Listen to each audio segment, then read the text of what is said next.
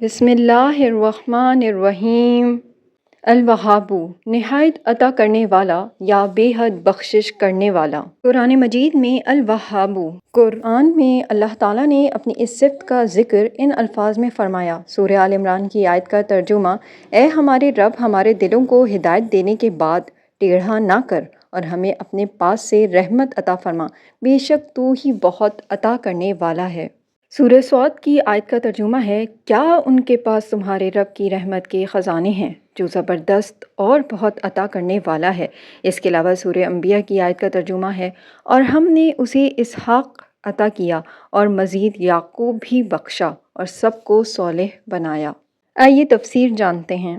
الوہاب وہ ذات ہے جو کسی بھی قید و شرط کے بغیر عطا کرتی ہے۔ اللہ تعالیٰ کی یہ صفت اس کی بے انتہا رحمت کو ظاہر کرتی ہے جو بغیر کسی بدلے کے عطا کرتا ہے۔ انسان کو علم، ہدایت، اولاد، صحت، مال و دولت، عزت، ایمان اور بخشش سب کچھ اللہ ہی دیتا ہے کیونکہ وہ الوہاب ہے۔ نبی کریم صلی اللہ علیہ وآلہ وسلم نے اللہ کے ناموں کے ذریعے دعا کرنے کی ترغیب دی، جیسا کہ حدیث میں ہے: بے شک اللہ کے 99 نام ہیں، جو انہیں یاد کرے اور ان پر عمل کرے وہ جنت میں داخل ہوگا۔ آئیے اب وظائف جانتے ہیں۔ رزق میں برکت اور دولت کی فراوانی کے لیے روزانہ نماز فجر کے بعد 100 مرتبہ یا وہابو پڑھیں اور دعا کریں۔ جو شخص اس وظیفے کو مستقل جاری رکھے، اللہ تعالیٰ اس کے رزق میں برکت اور فراوانی عطا فرماتا ہے۔ بے اولاد افراد کے لیے خاص وظیفہ: ہر روز نماز تہجد یا فجر کے بعد 7 مرتبہ یا وہابو اور اس کے بعد یہ دعا پڑھیں۔ سورہ آل عمران کی آیت 38 کا ترجمہ: اے میرے رب، مجھے اپنی طرف سے پاکیزہ اولاد عطا فرما، بے شک تو دعا سننے والا ہے۔ بے اولاد جوڑے اس وظیفے کو اخلاص اور یقین کے ساتھ کریں، اللہ تعالیٰ اپنی رحمت سے انہیں اولاد عطا فرمائے گا انشاءاللہ۔ مشکلات اور قرض سے نجات کے لیے ہر روز بعد نماز عشاء 40 مرتبہ یا وہابو پڑھ کر اپنے قرض کی معافی اور مشکل کے حل کے لیے دعا کریں۔ جو شخص مسلسل اس وظیفے کو کرے، اللہ تعالیٰ اس کے قرض اور مشکلات کو آسانی میں بدل دیتا ہے۔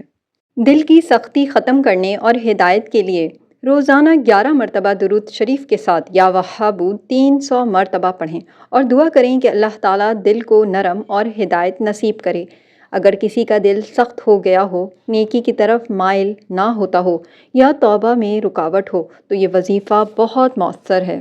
جائز خواہشات کی تکمیل کے لیے کسی بھی خاص حاجت کے لیے یا وہابو 70 مرتبہ پڑھیں اور اللہ تعالیٰ سے دعا کریں۔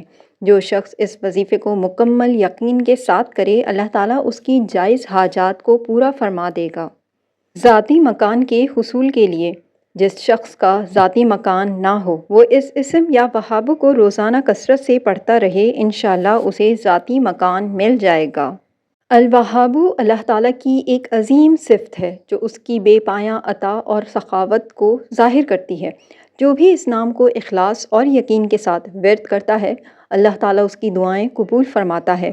ہر وظیفے سے پہلے اور بعد میں درود شریف ضرور پڑھیں اور حلال رزق اور تقوی اختیار کریں تاکہ وظیفے کے اثرات جلد ظاہر ہوں۔ آپ کی نالج کے لیے یہاں پہ ان وظائف کے ریفرنسز مینشن کر دیے گئے ہیں۔ نعمتوں کی قدر کریں۔ آگے آپ کے لیے بہت سے واقعات بیان کیے گئے ہیں جن سے آپ کو اندازہ ہوگا کہ اللہ نے ہمیں کتنی زیادہ نعمتوں سے نوازا ہے اور ہمیں ان کی قدر کا اندازہ ہی نہیں ہے۔ نعمت کی قدر بسا اوقات نعمت کے چھین جانے کے بعد ہوتی ہے۔ علماء نے لکھا ہے: النعمۃ اذا فقدت عرفت۔ بہت سی نعمتوں کا احساس نہیں ہے، حالانکہ بغیر استحقاق کے الوہاب جل جلالہ نے یہ نعمتیں عطا فرمائی ہیں۔ الوہاب جل جلالہ کی نعمتوں کی قدر کیجیے۔ واقعہ ہے، حضرت حاجی محمد شریف صاحب رحمہ اللہ تعالیٰ کا مہمان خانہ سڑک کے قریب تھا۔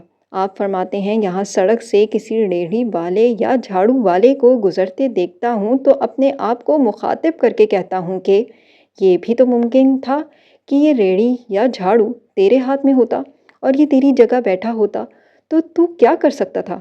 یہ تو اللہ تعالیٰ کا فضل ہے کہ اس نے تجھے یہاں بٹھایا ہوا ہے۔ شکر سے اللہ تعالیٰ کے سامنے ہاتھ جڑ جاتے ہیں اور اس طرح خوب شکر کی توفیق ہوتی ہے۔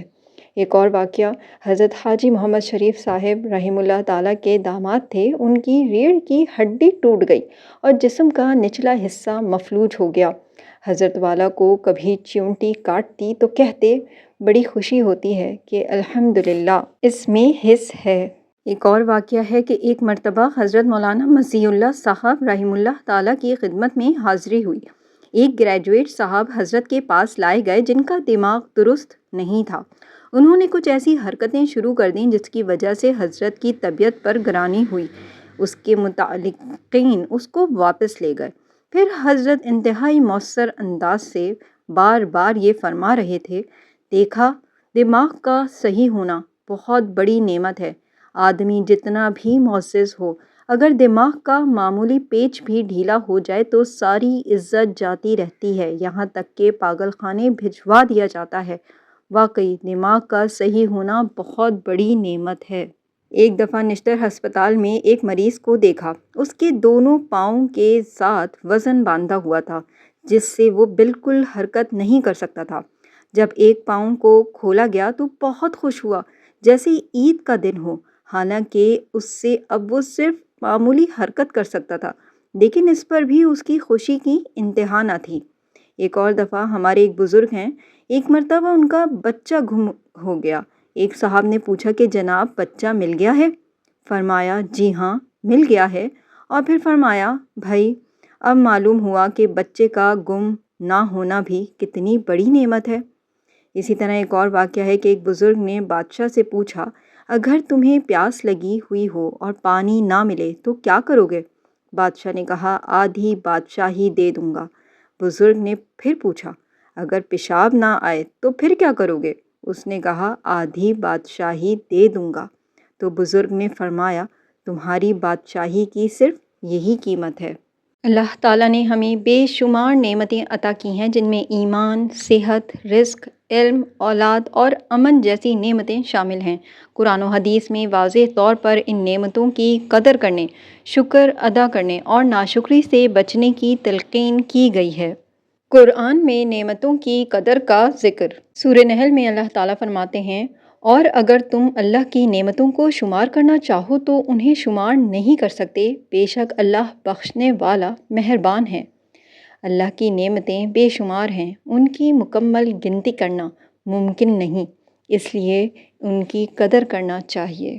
سورہ ابراہیم کی آیت میں اللہ تعالیٰ فرماتے ہیں، اور جب تمہارے رب نے اعلان کر دیا کہ اگر تم شکر کرو گے تو میں تمہیں اور زیادہ دوں گا، اور اگر ناشکری کرو گے تو میرا عذاب سخت ہے۔ جو بندہ اللہ کی دی ہوئی نعمتوں کا شکر ادا کرتا ہے، اللہ اس پر مزید فضل و کرم فرماتا ہے، اور ناشکری کرنے والوں کے لیے سخت وعید ہے۔ سورہ نحل کی آیت میں اللہ تعالیٰ فرماتے ہیں، اور اللہ ایک بستی کی مثال بیان کرتا ہے جو امن و اطمینان سے تھی، اس کا رزق ہر طرف سے وافر آ رہا تھا، مگر اس نے اللہ کی نعمتوں کی ناشکری کی تو اللہ نے اسے بھوک اور خوف کا عذاب چکھایا اس کی بدعمالیوں کی وجہ سے۔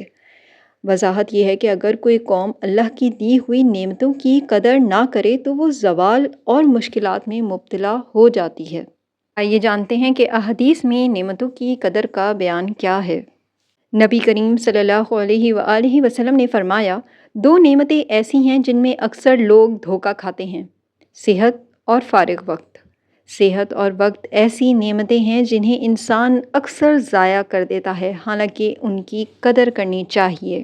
آپ صلی اللہ علیہ وآلہ وسلم نے فرمایا، قیامت کے دن کسی بندے کے قدم اس وقت تک نہیں ہٹیں گے جب تک اس سے چار چیزوں کے بارے میں سوال نہ کر لیا جائے۔ پہلا، عمر کہاں گزاری؟ دوسرا سوال، علم پر کہاں عمل کیا؟ تیسرا، مال کہاں سے کمایا اور کہاں خرچ کیا؟ چوتھا، جسم کو کہاں خرچ کیا؟ آپ صلی اللہ علیہ وآلہ وسلم نے فرمایا، جب تم میں سے کسی کے ہاتھ سے نوالا گر جائے تو اسے اٹھا کر صاف کر لے اور کھا لے، اسے شیطان کے لیے نہ چھوڑے، اور اس وقت تک ہاتھ نہ پہنچے جب تک انگلیاں نہ چاٹ لے، کیونکہ وہ نہیں جانتا کہ کھانے کے کس حصے میں برکت ہے۔ وضاحت یہ ہے کہ کھانے جیسی نعمت کی بھی خوب قدر کرنی چاہیے، کیونکہ کسی بھی چیز میں اللہ کی برکت ہو سکتی ہے۔ آئیے جانتے ہیں نعمتوں کی قدر کے عملی طریقے کیا ہیں۔ الحمدللہ کہنا، ہر نعمت پر اللہ کا شکر ادا کرنا۔ نمبر 2، نعمتوں کو ضائع نہ کرنا، کھانے، پانی، وقت اور صحت کا صحیح استعمال کرنا۔ تیسرا، دوسروں کے ساتھ بانٹنا، جو کچھ اللہ نے دیا ہے اس میں دوسروں کا بھی حق سمجھنا۔ چوتھا، حرام سے بچنا، اللہ کی دی ہوئی نعمتوں کو حرام کاموں میں استعمال نہ کرنا۔ اور آخری پانچواں یہ کہ دعا کرنا، اللہ سے مزید برکت کی دعا مانگنا۔ امید ہے یہ ویڈیو آپ کے لیے انفارمیٹیو رہی ہوگی۔ اگر ویڈیو پسند آئی ہے تو اسے لائک کیجیے، کامنٹ کیجیے، شیئر کیجیے۔ چینل اگر ابھی تک سبسکرائب نہیں کیا ہے تو مزید ایسی ویڈیوز کے لیے چینل لازمی سبسکرائب کر لیں۔ جزاک اللہ۔